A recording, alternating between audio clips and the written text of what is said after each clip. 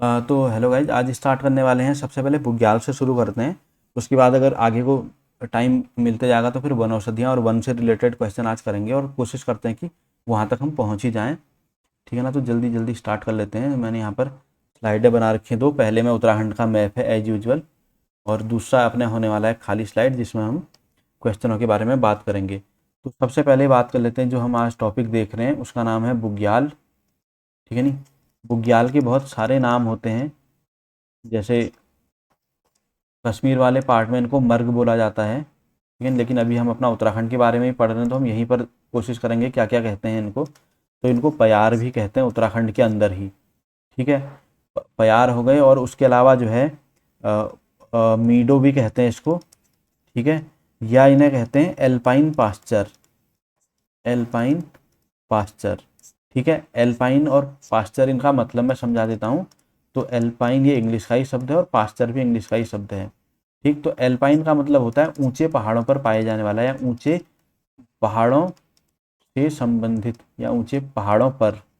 ये है एल्पाइन का मतलब। ठीक है, और पास्चर का मतलब होता है चारागाह, जहाँ पर पशुओं को चराया जाता है। ठीक है, चारागाह। क्योंकि बुग्यालों के अंदर घास पाई जाती है बहुत ज़्यादा मात्रा में, और तो कुछ होता नहीं है इधर। बुग्याल का मतलब घास के मैदान ही होते हैं।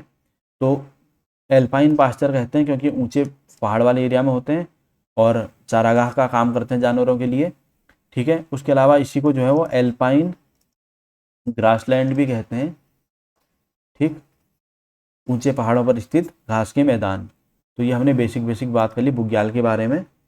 अब क्वेश्चन देखते हैं। तो पहला क्वेश्चन यही है कि एल्पाइन घास के मैदानों को कहा जाता है। तो एल्पाइन घास के मैदान, एल्पाइन घास के मैदान, ठीक है, इनको ही कहते हैं हम बुग्याल, या इसी को कहते हैं मीडो भी कहते हैं इसी को। ठीक है, या एल्पाइन पास्चर भी इन्हीं को कहते हैं, एल्पाइन पास्चर, जो कि मैं बता चुका हूँ। ठीक हो गया। उसके बाद है राज्य के प्रमुख बुग्याल, या जिसे घास के मैदान मतलब। तो राज्य के जो प्रमुख बुग्याल हैं वो कौन से हैं, तो उनका नाम यहाँ पर लिखना है। तो फूलों की घाटी है, बताइए तुम्हें। फूलों की घाटी सबसे मेन तो यही है, सबसे फेमस भी यही है। ठीक है, इसके अलावा भी बहुत सारे यहाँ पर बुग्याल होने वाले हैं। तो औली है, ठीक है, बेदिनी बुग्याल है, उसके अलावा है दयारा बुग्याल है। बुग्यालों की कोई कमी नहीं है यहाँ पर।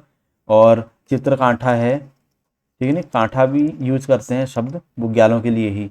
ठीक है, और उसके अलावा केदार कांठा है, केदार कांठा है। और है कल्पनाथ है, कल्पनाथ।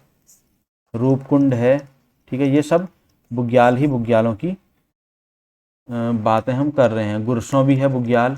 ठीक है, और दयारा लिख दिया ना, बस इतने ये मेन मेन है। इसके अलावा भी बहुत सारे बुग्याल यहाँ पर देखने को मिलेंगे आपको। हर की दून है।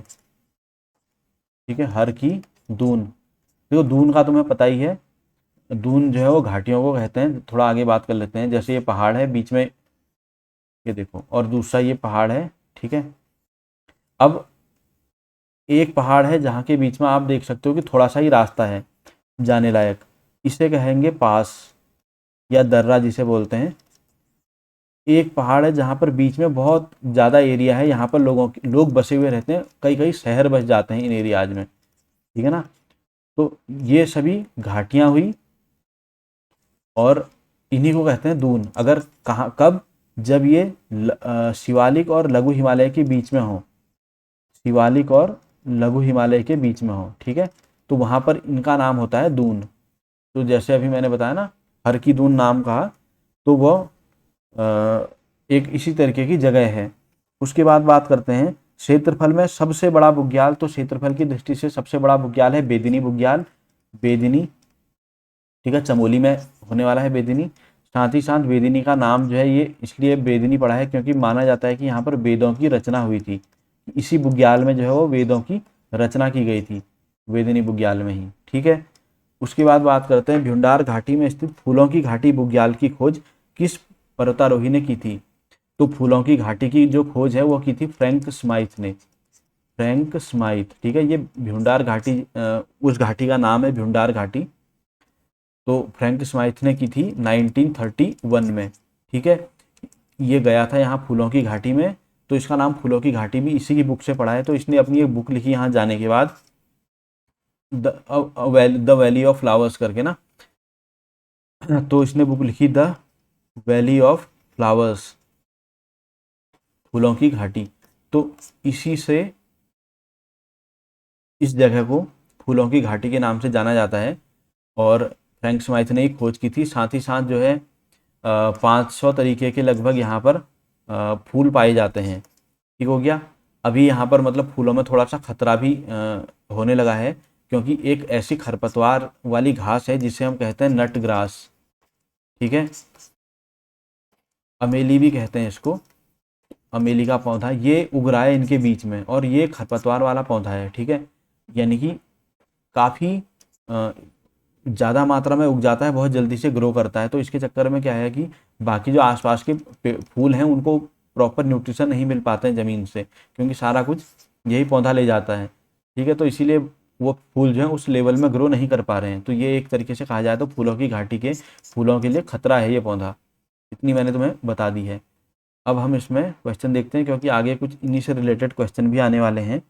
तो फूलों की घाटी का नाम फूलों की घाटी किस पुस्तक के कारण पड़ा?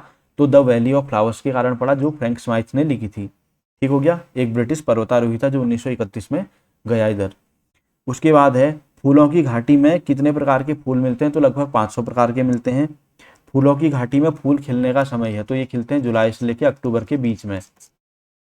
ठीक, फूलों की घाटी के बर्बादी का खतरा बना वह पौधा जो तेजी के साथ फैल रहा है, तो इसी को कहते हैं नटग्रास, अमेला, ठीक है नहीं, अमेला या पॉलीगोनम भी कहते हैं इसको। ठीक है, पॉलीगोनम, ये सब इसी के नाम है, नटग्रास के ही। तो ये जो है फूलों की घाटी के लिए खतरा बना हुआ है पौधा। उसके बाद है पैनखंडा चमोली में स्थित प्रदेश, चिनाब घाटी पैनखंडा चमोली में स्थित, तो क्या स्थित है यहाँ पर? चिनाब घाटी, ठीक है नहीं, ये पैनखंडा जगह है, पैनखंडा जो कि है चमोली में। तो यहाँ पर जो है एक और फूलों की घाटी है जिसे सेकंड फूलों की घाटी कहा जाता है, क्योंकि यहाँ पर भी बहुत सारे फूल पाए जाते हैं। ठीक हो गया, चिनाब घाटी में है वो, तो ये भी थोड़ा सा ध्यान में रख लेना। उसके बाद बात करते हैं जोशीमठ के पास वह कौन सा बुग्याल है जो नंदा देवी, कामेट, माणा, द्रोणगिरी, नीलकंठ, हाथीगौरी आदि पर्वतों से घिरा है तथा स्कीइंग के लिए एशिया का सुंदरतम ढलानों से युक्त है और राज्य सरकार इसको स्कीइंग केंद्र के रूप में विकसित कर रही है? तो ये है औली बुग्याल। ठीक है, यहाँ पर स्कीइंग होती है। इसके अलावा दयारा बुग्याल है जहाँ पर स्कीइंग होती है। ठीक है, औली तो काफ़ी बढ़िया, मतलब एशिया का सबसे सुंदरतम इसने लिखा हुआ है, तो आप समझ ही सकते हो कितना बढ़िया ये है। किस बुग्याल से हिमालय का सबसे भव्य दर्शन होता है? तो ये बगजी बुग्याल से होता है, जो कि है चमोली में ही। उसके बाद बात करते हैं किस बुग्याल को वेदों का प्रणयन स्थल माना जाता है? अपने सुंदर मखमली घासों के लिए प्रसिद्ध है। तो वेदों का प्रणयन स्थल कहा जाता है वेदिनी को, जो कि है चमोली में। किस बुग्याल में शीतकाल में स्कीइंग का प्रशिक्षण दिया जाता है? तो ये मैंने बताया, दयारा बुग्याल है, जो कि है उत्तरकाशी में। यहाँ पर प्रशिक्षण दिया जाता है स्कीइंग का। ठीक हो गया। और इस दयारा बुग्याल को विश्व मानचित्र में लाने का जो कार्य किया है, वो कार्य किया है पर्वतारोही चंद्रप्रभा एतवाल ने। ठीक है, इनके कारण जो है ये वाला एरिया आज इतना नोन है। उसके बाद बात करते हैं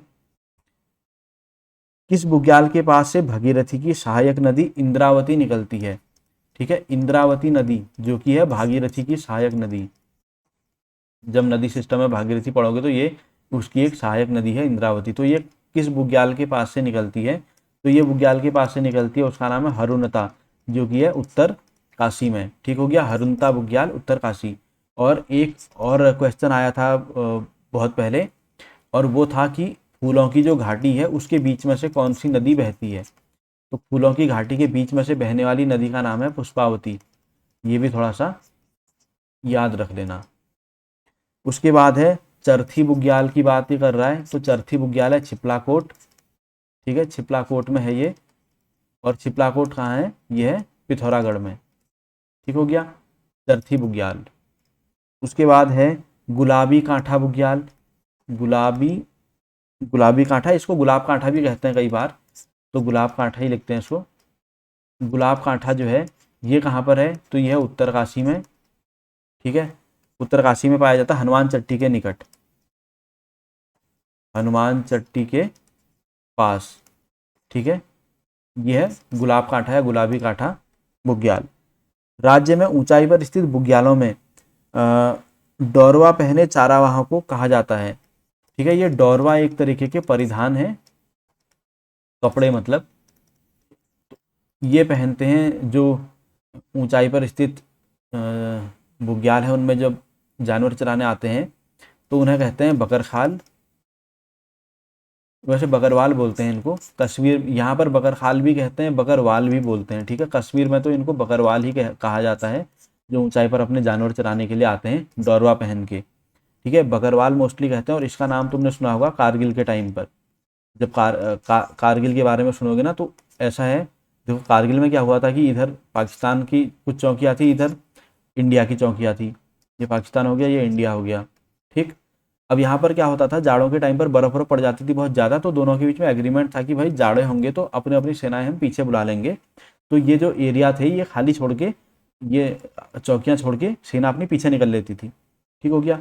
लेकिन कारगिल के टाइम पर क्या करा मुशर्रफ ने, उसने अपनी इंडिया की सेनाएं तो वापस आ गई, लेकिन ये वाले जो बंकर छूट गए हमारे, इनमें पाकिस्तानी आके भर गए, ठीक है। और यहाँ पर मतलब ये लोग आ चुके हैं, इसकी जो सूचना है ये बकरवाल जाति के लोग जो हैं इन्होंने ही दी थी सेना को, जिससे हमें पता चल पाया कि यहाँ पर ये लोग पहुँच चुके हैं, वरना ये काफ़ी आगे तक भी बढ़ सकते थे, ठीक है।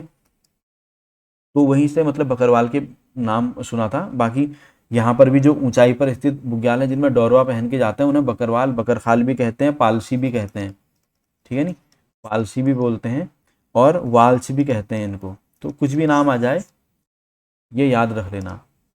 तो ये तो थे जो अपने बुग्याल से रिलेटेड क्वेश्चन थे। अब बात करते हैं वनौषधियों की। वनौषधियाँ, तो वनों से हमें काफ़ी सारी औषधियाँ मिलती हैं। और अगर बात करें उत्तराखंड की, तो यहाँ भाई इसका तो वानस्पतिक बगीचा इसको कहा गया है, तो यहाँ तो वनस्पतियों की भरमार ही है, ठीक। तो क्वेश्चन भी यही है पहला, चरक संहिता में उत्तराखंड भूक्षेत्र को वानस्पतिक बगीचा कहा गया है, जबकि हिमालय को कहा गया है, तो हिमालय को बोला गया है उसमें हिमवान औषधि भूमि, हिमवान औषधि भूमि। और ये किसमें कहा गया है, तो ये कहा गया है चरक संहिता में, समझ रहे हो ना, हिमवान औषधि भूमि चरक संहिता में कहा गया है। उसके बाद बात करते हैं राज्य में कितने प्रकार के औषधीय पौधे पाए जाते हैं, तो लगभग 500 प्रकार के औषधीय पौधे राज्य में पाए जाते हैं। राज्य में सर्वप्रथम किस औषधीय पौधे की खेती शुरू करी गई थी, तो सर्वप्रथम जिसकी शुरू करी गई थी उसका नाम है बेलाडोना, ठीक हो गया। आज के दिन में तो बहुत सारे ऐसे पौधे हैं जिनकी खेती की जाती है। तो वर्तमान में राज्य में किन किन वनस्पतियों की खेती की जाती है, तो कुछ मेन नाम देख लो। अफीम है, ठीक है नी, कुटकी है, साथ ही बेलाडोना होगा, जट्रोफा होगा, ठीक है नी, जट्रोफा जिससे फ्यूल निकलता है, बायोडीजल बनता है, मतलब बायोफ्यूल, वो वाला पौधा है ये। उसके अलावा है पायरेथम, जिरेनियम, पायरेथम है, ठीक है नी, जिरेनियम है, ब्रोली है, ठीक है नी, सतावर है, तुलसी है। बहुत सारे ऐसे पौधे हैं जिनकी आज राज्य में खेती की जाती है। उसकी बात करते हैं राज्य के द्वारा निर्यात की जाने वाली प्रमुख जड़ी बूटियाँ, कुछ प्रमुख जड़ी बूटियाँ जिनका हमारे उत्तराखंड राज्य से निर्यात किया जाता है। तो इनमें आता है मक्कू, ठीक है। ये क्वेश्चन भी आ चुका था शायद एक बार, इसी को झूला भी बोलते हैं यहाँ पर। तो झूला या मक्कू क्या है, तो ये निर्यात किया जाने वाला औषधि है, मतलब जड़ी बूटी समझ लो। उसके अलावा है कूट है, ठीक है, कुटकी है, सतावर का भी होता है, चिरायता हो गया, ठीक है, सर्पगंधा हो गया, लवेंडर हो गया, ठीक है, लेवेंडर हो गया, खार हो गया, अतीस, कलिहारी, जटामासी। बहुत सारे ऐसे पौधे हैं जिनका निर्यात यहाँ से किया जाता है, क्योंकि यहाँ पर उगते ही हैं, नॉर्मल सी चीज़ है, वानस्पतिक बगीचा है भाई, कोई मजाक हो रही क्या, ठीक है। उसके बाद है जड़ी बूटियों के संग्रहण का जड़ी बूटियों के संग्रहण का कार्य सर्वप्रथम सहकारिता विभाग के द्वारा कब शुरू किया गया था? तो ये 1972 में किया गया था, जड़ी बूटियों के संग्रहण का कार्य।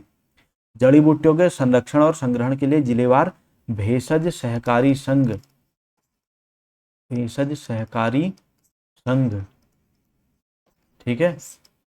भेषज का मतलब वही औषधि से रिलेटेड ही होता है, तो भेषज सहकारी संघ ये शुरू किया गया था 1980 में शुरू किया गया था। सबसे पहले 1972 में किया गया था सहकारिता विभाग के द्वारा जड़ी बूटियों को संग्रहण करने का काम। फिर ये भेषज सहकारी संघ 1980 में स्थापित किया गया था, ठीक। उसके बाद है मोहनरी, मोहनरी देघाट, देघाट। उसके अलावा जगह है जयरी खाल जो कि पौड़ी में है, ठीक है, और जोशीमठ जो कि कहाँ पर है, ठीक है, चमोली में है, और ये दोनों हैं तुम्हारे अल्मोड़ा में। तो इन जगहों पर क्या चीज़ शुरू करी गई है? तो इन जगहों पर करा गया है शुरू जड़ी बूटी क्लस्टर, ठीक है, जड़ी बूटी क्लस्टर इन जगहों पे बनाया गया है। यहाँ पर मतलब जड़ी बूटियों से रिलेटेड ही काम किया जाता है। वन प्रबंधन अधिनियम 1982, जो वन प्रबंधन अधिनियम आया था उसमें कितनी जड़ी बूटियों को प्रतिबंधित किया गया है? तो 114 जड़ी बूटियां हैं जिनको प्रतिबंधित किया गया है। और उत्तराखंड राज्य को घोषित किया गया है, तो उत्तराखंड राज्य को हर्बल स्टेट घोषित किया गया है, ये तो मेरे ख्याल से सभी को पता होगा। उसके बाद बात करते हैं जड़ी बूटियों के विकास हेतु मुख्यमंत्री की अध्यक्षता में गठित किया गया है। तो मुख्यमंत्री की अध्यक्षता में किया गया है औषधीय पादप बोर्ड जड़ी बूटियों के लिए, ठीक है, औषधीय पादप बोर्ड, औषधीय पादप मतलब जड़ी बूटियां, तो औषधीय पादप बोर्ड गठित किया गया है। उसके बाद बात करते हैं सगंध जड़ी बूटियों के कृषिकरण, सगंध जिसमें अच्छी स्मेल होती है, सुगंधित कह सकते हो इसको, ठीक है, सुगंधित। तो सगंध जड़ी बूटियों के कृषिकरण, प्रसंस्करण और विपणन के लिए जड़ी बूटी शोध एवं विकास केंद्र के तहत स्वतंत्र इकाई बनाई गई है। जड़ी बूटी शोध, जड़ी बूटी शोध एवं विकास केंद्र, इसके तहत एक इकाई स्थापित की गई है, वह की गई है सेलाकुई में, ठीक है नी। सेलाकुई कहाँ पर है? देहरादून में है। और सेलाकुई को फार्मा सिटी भी कहते हैं क्योंकि फार्मा से रिलेटेड काफ़ी सारी कंपनियां यहाँ पर हैं। उसके बाद बात करते हैं जड़ी बूटियों के विपणन को सुव्यवस्थित करने के लिए जड़ी बूटी मंडियां, विपणन मतलब डिस्ट्रीब्यूशन, ठीक है, तो डिस्ट्रीब्यूशन करने के लिए जड़ी बूटियों का क्या बनाई गई है? जड़ी बूटी मंडी बनाई गई है, ठीक है। कहाँ कहाँ पर बनाई गई है?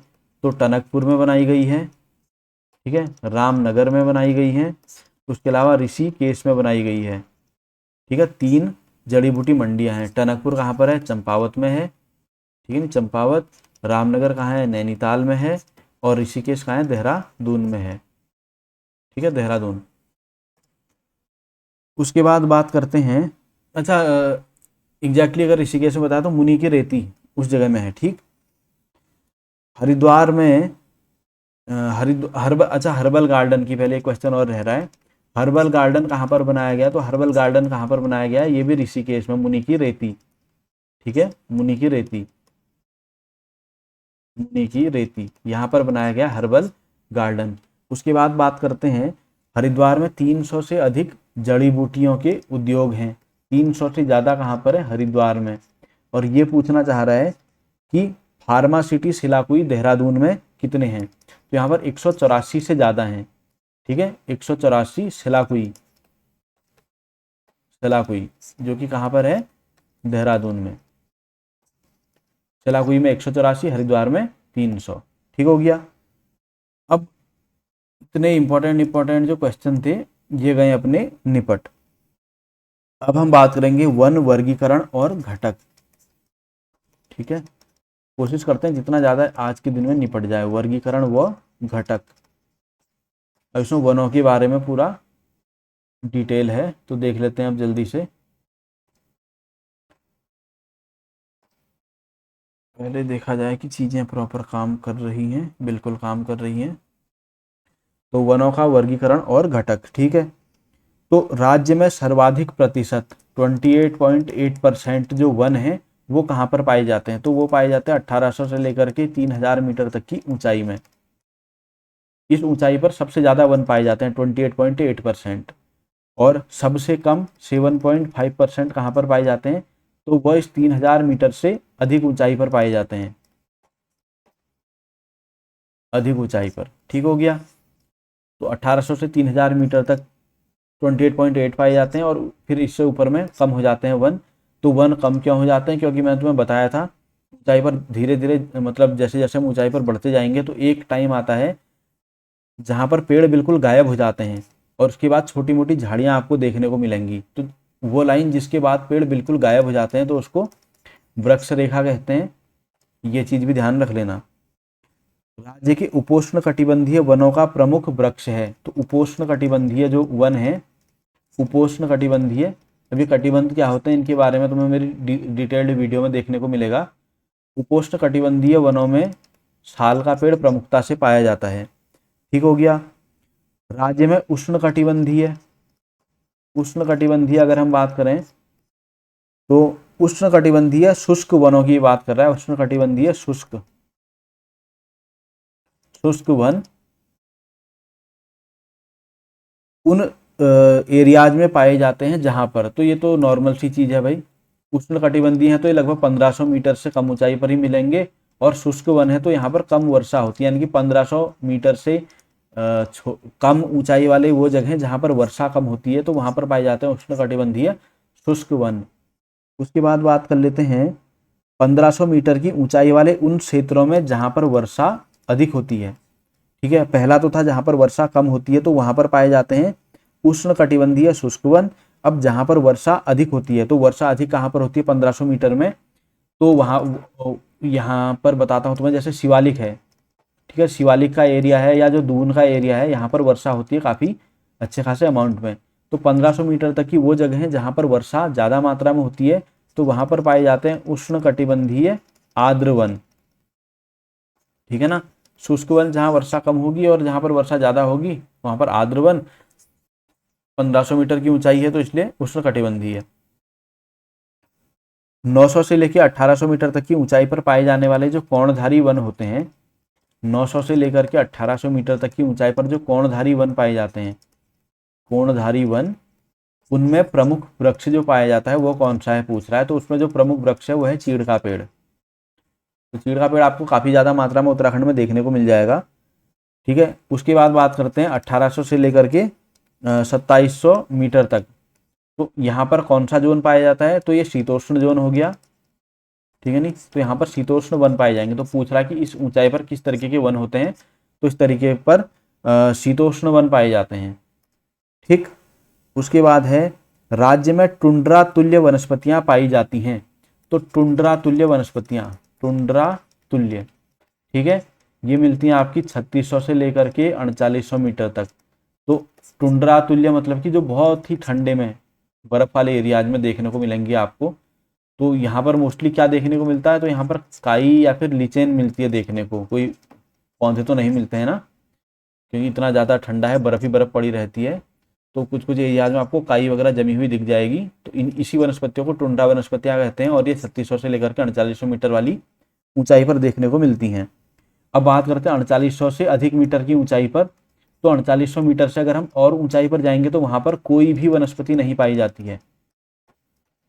ठीक है, कोई वनस्पति नहीं, क्योंकि यहाँ आपको ऐसा मौसम ही नहीं मिलेगा जहाँ कुछ उग पाए, इतना ठंडा रहता है। उसके बाद है उप एल्पाइन। एल्पाइन के बारे में मैंने बता रखा है अभी। एल्पाइन का मतलब जो ऊंचे पहाड़ों से रिलेटेड है। उप एल्पाइन या जो एल्पाइन वन है, एल्पाइन वन, इनमें क्या है, ये कहाँ पर पाए जाते हैं बोल रहा है। तो ये 2700 से लेकर के 3000 मीटर की ऊंचाई पर पाए जाने वाले वन हैं, उप एल्पाइन या जो एल्पाइन वन होते हैं। ठीक है, इनके अंदर जो है जो ब्लू पाइन तुमने नाम सुना होगा, ये पाया जाता है। ठीक है, देवदार हो गया, स्प्रूस का पौधा हो गया, ठीक है, बर्च हो गया, बुरांस हो गया, ये सभी इस ऊंचाई पर मिलने वाले पौधे होते हैं। और यहाँ पर ज़्यादातर आपको देखने को मिलेंगे, जैसे देवदार है तो ये क्या होता है, तेल युक्त जो वृक्ष होते हैं, तेल युक्त, इनके अंदर ऑयल पाया जाता है जो कच्चे में भी जल जाते हैं मतलब, ठीक है। इस तरीके की वनस्पतियाँ यहाँ पर होती हैं। एल्पाइन जो झाड़ियाँ हैं या जो घास है जैसे जूनिपर, ठीक है नहीं, एल्पाइन झाड़ियाँ या घास, एल्पाइन झाड़ियाँ, ठीक है नहीं, या फिर जो घास है, ठीक है नहीं। घास में मोस्टली जैसे पाया जाता है जूनिपर होता है, ठीक है नहीं। जूनिपर के अलावा होता है इसमें बिली होता है और रिब्स होता है, बिली होता है और रिब्स होता है। ये सब अलग अलग तरीके की घासें हैं जो एल्पाइन वाले एरिया में पाई जाती हैं। एल्पाइन झाड़ियाँ और जो घास हैं उसके मैदान पाए जाते हैं, तो उसके मैदान पाए जाते हैं लगभग लगभग 3000 से लेकर के 3600 मीटर तक में। तो ये एल्पाइन झाड़ियाँ आपको यहाँ देखने को मिल जाएंगी। राज्य के वनों में मिलने वाली प्रमुख झाड़ियाँ हैं। तो झाड़ियाँ कौन सी हैं जो हमारे राज्य में मिलती हैं? देखो झाड़ियाँ तो बहुत सारी हैं, ठीक है। रिंगाल है, उसके अलावा हिसालू है, ठीक है ना, किलमोड़ा है, किलमोड़ा, ठीक है, घिंगारू है, घिंगारू, और भी बहुत तरीके के हैं। और सकीना है, काला काला काला हिसालू है और सकीना है, ठीक है। सकीना के अलावा जो है घोला, तुंगला, चमलाई, घोला है और चमलाई है, चमलाई है, बिंदु है। अलग अलग तरीके के पौधे यहाँ पर पाए जाते हैं, झाड़ियों में काउंट होते हैं ये सभी, ठीक। और अपना भांग का भी है जो भी झाड़ी होती है, भांग का पौधा भी एक झाड़ी होता है। राज्य के वनों में पाए जाने वाले प्रमुख वृक्ष, तो ये तो थी जो झाड़ियाँ थी अभी तक। अब आते हैं अपने वृक्ष, ठीक है। इसके अंदर हो गया तुम्हारा बुरांश हो गया, ठीक, देवदार हो गया, साल हो गया, ठीक है नहीं, बांज हो गया, यानी बांस, खैर वृक्ष ये तो घास में आ जाएगा, ये वृक्ष में नहीं आएगा बांस। उसके अलावा जो है और भी बहुत सारे यहाँ पर पाए जाते हैं, बुरांस, देवदार, साल, बांज, अखरोट पाया जाता है, आराम आसानी से देखने को मिल जाएंगे आपको जब ऊंचाई पर जाओगे तो अखरोट के पौधे भी, ठीक है नहीं। भीमल पाया जाता है, जानवरों के लिए चारा भी काटते हैं इसका। उसके अलावा जो है भोजपत्र भी पाया जाता है। बहुत सारी ऐसी ऐसी पौधे हैं, मतलब लिखने पर अगर आएंगे तो फिर कमी नहीं रहेगी यहाँ पर। मेहल का हो गया, सुरई हो गया, मेहल का पेड़ भी होता है, इसके फल भी काफ़ी अच्छे होते हैं मेहल के, पकने के बाद काफ़ी टेस्टी फल होते हैं इसके, ठीक है। और सुरई का पौधा होता है। बहुत सारे पौधे ऐसे हैं वृक्ष मतलब जो आपको देखने को मिल जाएंगे राज्य में। राज्य में वन एवं पर्यावरण के लिए संकट बनी अनुपयोगी वनस्पतियां, ठीक है नहीं, जिनके उन्मूलन का प्रयास चल रहा है 2010 से। तो ये वो पौधे हैं जैसे लेंटाना है, ठीक है ना। ये मतलब वो पौधे हैं, लेंटाना को अगर हम नॉर्मल भाषा में बोले तो कुरी कहते हैं, कुरी की झाड़ियाँ, ठीक है। लेंटाना हो गया, उसके अलावा अमेला मैंने बताया था अभी थोड़ी देर पहले, ठीक है। और भी बहुत सारे ऐसे पौधे जिनका उन्मूलन के लिए सरकार प्रयास कर रही है ताकि ये ख़त्म हो, पर ये ख़त्म नहीं हो दे रहे हैं, ठीक है। गाजर घास है, गाजर घास है, और काला बांस हो गया, ठीक है। काला बांस के अलावा जो है बला, वासिंगा, ठीक है, वासिंगा के अलावा बासुकी, और अमीला तो मैंने लिखा ही है, नटग्रास बोलते हैं जिसको, ठीक है ना। तो ये कुछ वो पौधे हैं जो वनस्पतियों के लिए खतरा हैं, ठीक है, और इनके उन्मूलन का प्रयास जो है वो काफ़ी टाइम से सरकार कर रही है। कुछ पौधे ऐसे हैं जिनको बचाने का प्रयास चल रहा है, और कुछ हैं जिनको हम हटाना चाह रहे हैं, उसके बाद ही हट भी नहीं दे रहे हैं। तो चीड़ से वह कौन सा पदार्थ प्राप्त होता है जिसका उपयोग बिरोजा तथा तारपीन बनाने में करते हैं? तो चीड़ की राल निकलती है, ठीक है नहीं। चीड़ की राल या गोंद टाइप का होता है जिसको लीसा कहते हैं, ठीक है ना। तो लीसा मिलता है चीड़ से जिसका उपयोग तारपीन बनाने के, तारपीन में जो एक अलग टाइप की स्मेल आती है जो प्योर चीड़ वाला होता है, आजकल तो जो है वो डीजल वगैरह का यूज करके बना देते हैं तारपीन को, वो वाला नहीं। अगर आपने ओरिजिनल तारपीन देखा होगा वो थोड़ा महंगा भी मिलता है, उसकी स्मेल बहुत ही प्यारी होती है, ठीक। उत्तराखंड का वरदान और स्थानीय भाषा में शिव की जटा कही जाने वाले शीतोष्ण कटिबंधीय, ठीक है, शीतोष्ण कटिबंधीय पौधा है जिसको शिव की जटा कहते हैं, और बहुत ही ज़्यादा ये यूजफुल पौधा है। इसका हर चीज़, पत्ती, तना, ठीक है, हर एक चीज़ यूज होती है और वो पौधा है बांज। ठीक है, उत्तराखंड का वरदान, तो ये क्वेश्चन क्या पूछ रहा है, क्वेश्चन पढ़ लेते हैं। उत्तराखंड का वरदान और स्थानीय भाषा में शिव की जटा कहे जाने वाले शीतोष्ण कटिबंधीय वृक्ष बांज की पूरे विश्व में 40 प्रजातियां पाई जाती हैं, जबकि उत्तराखंड में इसकी कितनी प्रजातियां पाई जाती हैं? तो उत्तराखंड में इसकी 5 प्रजातियां मिलती हैं बांज की। ठीक है, और शिव की जटा इसको इसलिए कहते हैं क्योंकि बांज जो है वो अपनी जड़ों में काफी ज्यादा मात्रा में पानी को रोक के रखता है। ठीक है, इसीलिए। उसके बाद है, बांज की कौन सी प्रजाति उत्तराखंड की पर्यावरण सुरक्षा तथा जनमानस की उपयोगिता की दृष्टि से अत्यधिक महत्वपूर्ण है? तो बांज की जो सफेद बांज होता है, सफेद बांज, ये होता है सबसे ज्यादा यूजफुल। उसके बाद है, अच्छा ऐसे भी पूछा जा सकता है कि शिव की जटा किसको कहते हैं करके ना, तो बांज है, याद रख लेना। राज्य में सोना कहा जाता है, तो जो वृक्ष है जिसको सोना कहते हैं ऐसा वृक्ष, और वो है बांज, बिल्कुल। कोयला तथा कृषि यंत्र बनाने व पशु चारा हेतु उपयोगी सदाबहार वृक्ष है। ठीक है, नहीं, कोयला बनाने के लिए पशु चारा, जैसे मैंने बताया पत्ती वगैरह यूज होती हैं, तो वो भी बांज ही है। अब बात करते हैं सबसे उत्तम इमारती, देखो बांज के लकड़ियां जब जलाई जाती है ना, तो इनका अच्छा खासा कोयला बनता है। जबकि चीड़ की लकड़ी को जब जलाते हैं तो चीड़ की लकड़ी जलती तो बहुत अच्छी है, लेकिन उसका कोयला जो है वो ज़्यादा देर तक टिकता नहीं है, वो एकदम जल के राख में बदल जाती है, क्योंकि इसके अंदर राल होती है, मैंने तुम्हें बताया, तो पूरे तरीके से जल जाती है बहुत जल्दी। ये जबकि बांज जो है वो जलता है, उसके बाद उसका अच्छा खासा कोयला बनता है जो काफ़ी देर तक टिका रहता है। ये जो लोग पहाड़ों में आग सेकते हैं उनको ज़्यादा अच्छे से पता है। ठीक है, सबसे उत्तम इमारती लकड़ी और तेल निकालने हेतु उपयोगी है। तो सबसे उत्तम इमारती लकड़ी और जो लकड़ी होती है वो देवदार की होती है, और इसमें से तेल भी निकलता है, जैसा कि मैंने थोड़ी देर पहले बताया था। राजकीय वनों की अनुमानित कुल वृक्ष निधि में से सर्वाधिक अंश चीड़ यानी कि पाइन का है। तो ये चीज़ तुम्हें पता ही है कि सबसे ज़्यादा जो है राज्य में जो वृक्षों की बात अगर हम करें तो चीड़ पाया जाता है। ठीक है, उसके बाद कौन कौन से वृक्ष पाए जाते हैं, मेन मेन उसकी बात ये कर रहा है। तो चीड़ के बाद पाया जाता है साल पाया जाता है, ठीक है नहीं, बांज, बांज के बाद पाया जाता है स्प्रूस, इसको जरा ढंग से लिख लेता हूँ, एक मिनट, स्प्रूस। ठीक है, स्प्रूस के अलावा पाया जाता है फर, सैन, ठीक है, यूकेलिप्टस, यूकेलिप्टस ये हो गया। उसके अलावा देवदार है, ठीक है, और सागौन है। तो ये हैं, इस तरीके से लकड़ियां जो है वो पाई जाती हैं। इस तरीके से जो वृक्ष हैं वो हमारे उत्तराखंड में आपको देखने को मिलेंगे। सबसे ज़्यादा जो वृक्ष मिलेगा वो चीड़ का मिलेगा, फिर इस तरीके से जो है घटते जाते हैं, जैसे फिर साल है, बांज है, स्प्रूस है, फर, सैन और यूकेलिप्टिस हो सकता है बहुतों ने नाम भी सुने हो, लेकिन देवदार और सागौन के बारे में तो जानते ही होंगे। ठीक है, अब थोड़ा मैं देखता हूँ कि रिकॉर्डिंग कैसी चल रही है। तो इस वाले पार्ट में इतने आइटम हैं। अब जो है अगला पार्ट इसी का स्टार्ट करते हैं और कोशिश करेंगे इसको ख़त्म कर लें।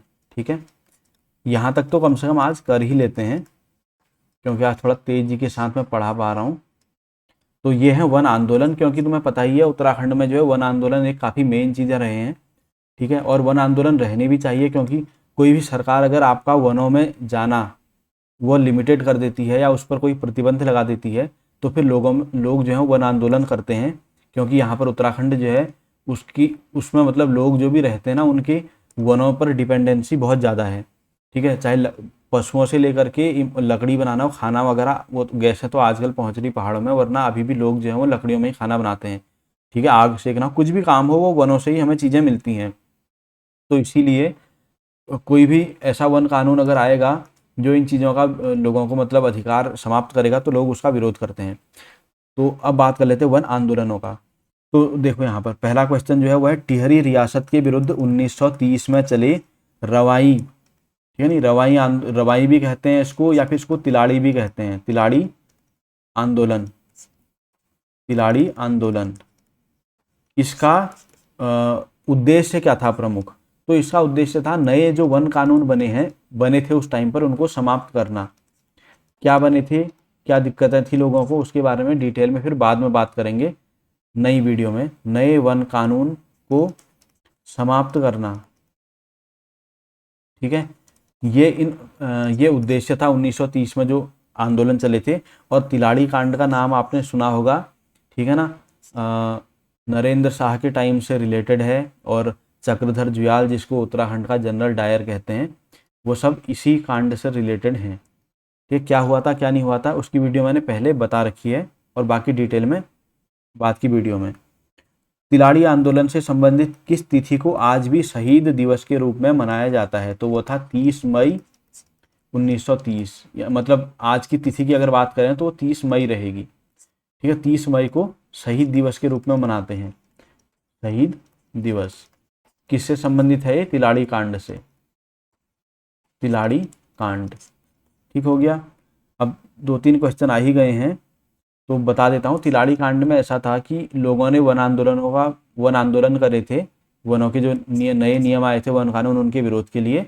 और वो लोग जो है एक जगह जमा होकर के इनका विरोध कर रहे थे। तो नरेंद्र शाह के टाइम पर ही नरेंद्र शाह गए हुए थे बाहर, तो उनका जो दीवान था जिसका नाम था चक्रधर जुयाल, उसने उन लोगों पर जो है गोलियां चलवा दी। और इसीलिए जो चक्रधर जुयाल है उसको जनरल डायर कहा जाता है उत्तराखंड का। ठीक है, तो थोड़ा थोड़ा मैंने बता ही दिया फिर भी। अब बात करते हैं 1972-73। इसमें रैणी के वनों की अंधाधुंध कटाई के विरुद्ध, ठीक है नहीं, गोपेश्वर में चिपको आंदोलन का सूत्रपात करने वाली 23 वर्षीय विधवा महिला थी। तो ये तुम्हें पता ही है, गोपेश्वर से ये शुरू हुआ था। रैणी गांव का नाम था। ठीक है, रैणी, गोपेश्वर, चमोली में। ठीक है, और जिस 23 वर्षीय महिला ने ये शुरुआत करी थी उस महिला का नाम था गौरा देवी। गौरा देवी। और उस आंदोलन का नाम था चिपको आंदोलन, या चिपको मूवमेंट जिसे कहते हैं। ठीक है, इसमें लोग जो हैं वो पेड़ जो काटने आते थे वो उनको काटने नहीं देते थे, और इसके लिए उन्होंने सबसे अच्छा तरीका निकाला था कि पेड़ों में चिपक जाते थे। इस आंदोलन का प्रारंभिक नारा हिम पुत्रियों की ललकार, वन नीति बदले सरकार, और वन जागे वनवासी जागे, ये था चिपको आंदोलन का। ये बहुत ज़्यादा फेमस हुआ है, बहुत ज़्यादा फेमस। जब हम छोटे हुआ करते थे तो मैंने काफ़ी बार ये चीज़ें सुनी हुई हैं। ठीक है, दोबारा बता देता हूँ नारा, हिम पुत्रियों की ललकार, वन नीति बदले सरकार, वन जागे वनवासी जागे, ये था नारा चिपको आंदोलन का। ठीक हो गया। उसके बाद है, किन पर्यावरणविदों के नेतृत्व में चिपको आंदोलन को विस्तार मिला और इसका फैलाव संपूर्ण पर्यावरण की रक्षा तक हो गया? तो चिपको आंदोलन जो है वो पेड़ों से लेकर के फिर धीरे धीरे धीरे वो संपूर्ण पर्यावरण की रक्षा तक पहुंच गया। इसका ना कौन कौन लोग इससे जुड़े हुए थे? तो सुंदरलाल बहुगुणा थे। सुंदरलाल बहुगुणा, इनके बारे में थोड़ा देख भी लेना डिटेल में, वैसे मैं बाद में बताऊंगा ही। ठीक है, और सुंदरलाल बहुगुणा जो है मतलब काफ़ी फेमस पर्यावरणविद माने जाते हैं, और हाल ही में इनकी मृत्यु भी होगी, मैं इसलिए कह रहा हूँ। तो इसको थोड़ा सा मतलब ज़्यादा देख लेना डिटेल में, क्वेश्चन भी आते रहते हैं सुंदरलाल बहुगुणा से रिलेटेड। ठीक है, पद्मश्री वगैरह मिल चुका है। उसके अलावा जो सुंदरलाल बहुगुणा था, इनका जो नारा था फेमस, तो मैं यहीं पर लिख देता हूँ। वो नारा था, हिमालय बचाओ देश बचाओ। ये काफ़ी फेमस नारा था। ठीक है, हिमालय बचाओ देश बचाओ, ये नारा था सुंदरलाल बहुगुणा के द्वारा दिया गया। उसके बाद है, फिर है एक और आंदोलन, डुंगी पैंतोली। ये नाम सुना होगा, डुंगी पैंतोली। डुंगी पैंतोली ये भी एक वन आंदोलन था। ठीक, वन आंदोलन था। किस वृक्ष के जंगलों की कटाई के विरुद्ध शुरू हुआ था? तो देखो, ये बांज के वृक्षों के खिलाफ शुरू हुआ था, बांज वृक्ष की कटाई के खिलाफ। ठीक है नहीं, क्योंकि जैसा मैंने तुम्हें बताया, बांज वृक्ष को राज्य में सोना कहा जाता है। बांज वृक्ष एक ऐसी चीज है जिससे मतलब सब कुछ आपको मिल जाएगा, चाहे वो जानवरों के खाने के लिए खाना हो, चाहे अपने यूज करने के लिए लकड़ियां हो, कुछ भी हो, तो उसका बांज वृक्ष का कुछ भी चीज बर्बाद नहीं जाती है। तो इसी की अंधाधुंध कटाई के विरुद्ध जो है डोंगी पैथोली आंदोलन शुरू हुआ था। 80 के दशक में उफरे खाल गांव, उफरे खाल कहाँ है? पौड़ी में है। ठीक है, कौन सा गांव है? उफरे खाल, उफरे खाल। ठीक है, ये पौड़ी में है उफरे खाल गांव। 80 के दशक में उपरेखाल गांव के युवाओं द्वारा पानी की कमी को दूर करने के लिए सच्चिदानंद भारती के नेतृत्व में कौन सा आंदोलन चलाया गया था? तो सच्चिदानंद भारती, भारती। सच्चिदानंद भारती के नेतृत्व में जो आंदोलन चलाया गया था उसका नाम था पानी राखो। ठीक है, पानी राखो मूवमेंट चलाया गया था। और ये नाम याद कर लेना, कई बार पूछा जाता है कि सच्चिदानंद भारती जो है कौन से आंदोलन से जुड़े हुए थे, तो वो थे पानी राखो आंदोलन। ठीक, सच्चिदानंद भारती ने किस संस्था की स्थापना करके वनों की अंधाधुंध कटाई को रुकवाया था? तो सच्चिदानंद भारती ने जो है दूधातोली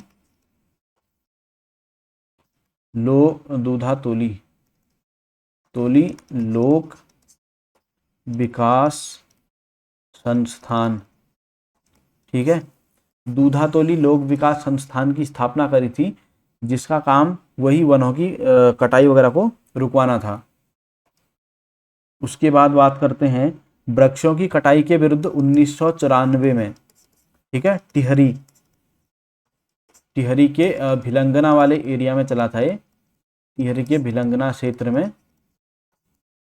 भिलंगना नदी तुम्हें पता ही होगा, उस एरिया में चला था। कौन सा आंदोलन चला था? तो ये था रक्षा सूत्र आंदोलन। रक्षा सूत्र आंदोलन, ठीक है, 1994 में टिहरी के भिलंगना क्षेत्र में रक्षा सूत्र आंदोलन चला था। किस लिए चला था? वृक्षों की कटाई के खिलाफ। गढ़वाल क्षेत्र में 1996 में गढ़वाल में मैती आंदोलन, मैथ का मतलब होता है माई का, ठीक है, तो मैती आंदोलन का सूत्रपात किसने किया था? तो ये किया था कल्याण सिंह रावत ने, ठीक है, कल्याण सिंह रावत। ठीक, ये ग्वालदम के एक इंटर कॉलेज में जो है वो जीव विज्ञान के टीचर थे। उसके बाद बात करते हैं किस आंदोलन में केवल अविवाहित युवतियां शामिल होती हैं? अविवाहित, ठीक है, युवतियां, तो ये होती हैं तुम्हारे मैती आंदोलन में। तो पेड़ लगा लेते हैं, फिर बाद में इसकी जो है देख रेख की जाती है। तो डिटेल में मैं बिल्कुल नहीं बताऊंगा इसको अभी। विगत 30 वर्षों के अथक परिश्रम से रुद्रप्रयाग के जगत सिंह चौधरी ने तैयार किया है। तो भाई 30 वर्षों के अथक परिश्रम से रुद्रप्रयाग में एक जगह है मल्ला कोट, या कोट मल्ला कहते हैं उसको, ठीक है, कोट मल्ला ये जगह है। यहाँ के जगत सिंह चौधरी, इनका उपनाम जो है वो लोगों ने इनको जंगली उपनाम दिया है, ठीक है, क्योंकि इन्होंने जो है वो मिश्रित वन खेती ये मॉडल जो है स्टार्ट किया है, मिश्रित वन खेती का मॉडल, ठीक है। 1949 से यानी कि 1949 इस समय से वृक्ष विहीन पहाड़ों पर वृक्षारोपण करने वाले विश्वेश्वर दत्त सकलानी, तो ये वृक्ष विहीन पहाड़ों पर क्या किया था? वृक्षारोपण किया था, ठीक है, वृक्षारोपण। और किसने किया था? विश्वेश्वर दत्त सकलानी, ठीक है, इन्होंने किया था। तो इसीलिए इनका एक उपनाम हो गया है वृक्ष मानव, ठीक हो गया। तो कई बार पूछा जाता है, जैसे ये क्वेश्चन भी था कि वृक्ष मानव मतलब किसको कहते हैं, थोड़ा घुमा के पूछा था कि 1949 से वृक्ष विहीन पहाड़ों पर वृक्षारोपण करने वाले विश्वेश्वर दत्त सकलानी को कहा जाता है वृक्ष मानव। कई बार वैसे पूछ लेते हैं कि वृक्ष मानव जो है निम्नलिखित में से किसको कहा जाता है? विश्वेश्वर दत्त सकलानी 1949 में वृक्ष विहीन पहाड़ों में वृक्षारोपण किया था। तो ये आज इतने क्वेश्चन हमने कर लिए हैं, ठीक है, बाकी नेक्स्ट वीडियो में कंटिन्यू करते हैं।